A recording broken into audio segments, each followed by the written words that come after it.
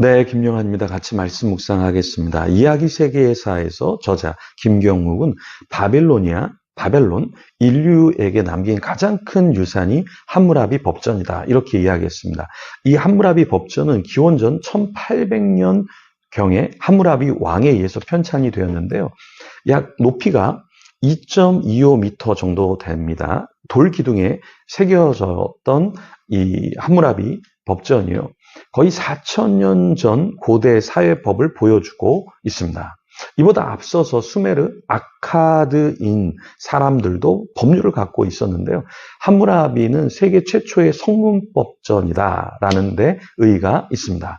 이 함무라비 법전은 당시의 사회의 세 개의 계층으로 구성된 것을 보여주고 있는데요. 상위 계층에는 사제 및 세속, 귀족들이 있고요. 중간 계층에는 상인 및 농민들이 있습니다. 그리고 하위 계층에는 노예들이 있었는데요. 이 세 가지 형태의 법조문이 각 계층에 다르게 적용되어 있었습니다. 그런데 동일한 계층 내의 모든 구성원들은 자신들의 법 앞에 평등하게 살 수 있었죠. 그런데 귀족 계급 내에서는 그 처벌이 몹시 강했습니다. 만일 어떤 귀족이 다른 귀족들의 눈을 멀게 했다면 그 가해자의 눈도 멀게 했죠. 귀족이 다른 계층에게 해를 입힌 경우에는 그 처벌은 다소 가벼웠습니다. 그런데 오늘 이스라엘 법, 율법, 하나님이 그 백성에게 주신 법은 귀족이라도 신분이 낮은 노예에게 함부로 할 수 없었습니다. 그 내용을 같이 살펴보겠습니다. 출애기 21장 1절에서 11절까지의 내용인데요.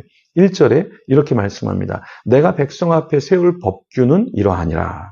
자, 어떤 법이냐면 주인이 이제 종이 섬긴 이후에 7년째가 됐을 때 어떻게 해야 되냐면 이 히브리 종을 6년 동안 주인이 이렇게 섬기게 했잖아요. 그러면 그 뒤에 7년째가 되면 이 노예의 몸값을 지불하지 않고 자유인이 되도록 해줬습니다. 그러니까 이 고대법에서는 이러한 법이 있을 수가 없었어요. 왜냐하면 노예는 평생 노예인데 하나님의 법에서는 노예가 한 번 노예가 된다고 해서 평생 노예가 되는 게 아니라 자유할 수 있었다라는 거예요. 이것은 무엇을 보여주냐면 하나님의 법 안에 헤세드의 정신이 있다라는 것입니다.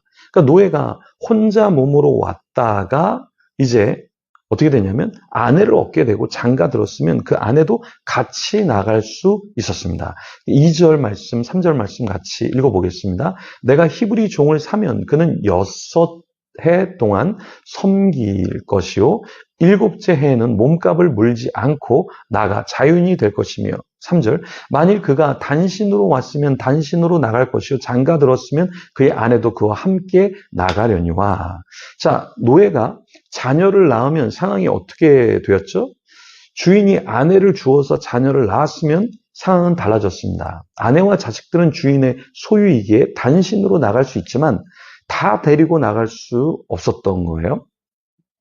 이는 노예에게만 유익한 것이 아니라 주인도 보호해 주려고 하는 것이었죠. 자, 딸을 여종으로 팔면 어떤 일이 일어났나 보면요. 어떤 사람이 자신의 딸을 여종으로 팔았다면 그 딸은 남종과 같이 나오지 못했습니다. 자, 만일 상전이 그 여종을 기뻐하지 아니하여 받아들이지 않으면 그 여자 노예 몸값을 치르고 내보내도록 했습니다. 그 다음에 만일 그 여종을 자기 아들에게 주었으면 딸같이 대우하도록 했죠. 그리고 만일 주인이 다른 여자에게 장가 들더라도 그 여종에게 음식, 의복, 함께 잠자리 하는 것은 끊이지 않도록 했습니다. 왜냐하면 이렇게 하지 않으면 그 종이 먹고 살 수 없었기 때문에 그것을 먹고 살 수 있도록 배려를 해주도록 했던 것이죠. 주인이 예를 들어서 법을 지키지 않으면 어땠을까요? 하나님은 위에서 언급한 것처럼 그 여자 노예의 몸값을 내지 않고 그냥 그 집에서 나올 수 있도록 해 주었습니다. 왜 이렇게 하나님께서는 노예까지도 배려하게 하셨을까? 하나님께서 원하시는 법은 주인만 어떤 유익한 그 법을 갖고 살아가도록 하신 것이 아니라 하나님은 법을 주실 때 이 노예도 어느 정도는 법적으로 보호를 받도록 해 주셨던 것이죠. 그래서 이 하나님의 법에는 그 당시에 있었던 함무라비 법정과는 조금 달랐다라는 거예요.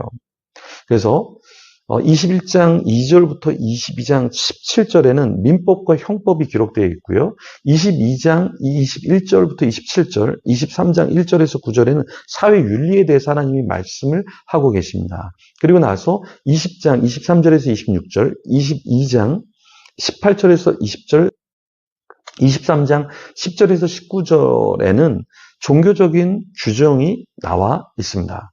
그래서 하나님께서는 그냥 종교적인 것만 이야기한 것이 아니라 야, 너네 어떻게 서로 살아야 될까? 민법과 형법에 대해서 이야기하시고 사회윤리에 대해서 이야기를 하셨어요.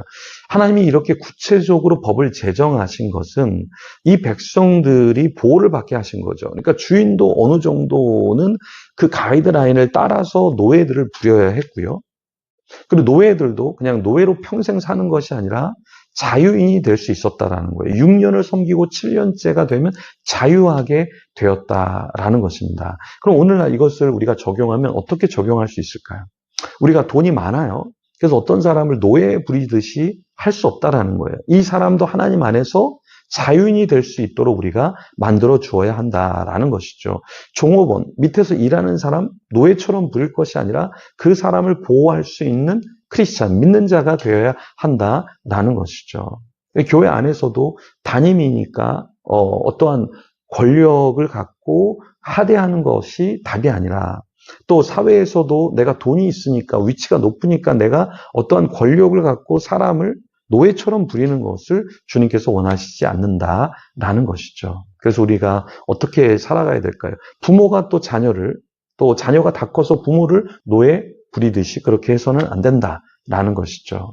그래서 우리가 주님의 뜻, 헤세드의 그 마음을 알고 하루하루 살아가기를 소망합니다. 그래서 이 시간도 기도하면서 하나님, 내가 어떤 주인의식이 아니라 주인처럼 내가 생각하고 내가 어떤 권력을 가진 자로 생각하는 것이 아니라 똑같이 주님 안에 헤세드의 정신을 갖고 살아가게 하옵소서. 이렇게 기도하며 주님 앞에 나아가도록 하겠습니다.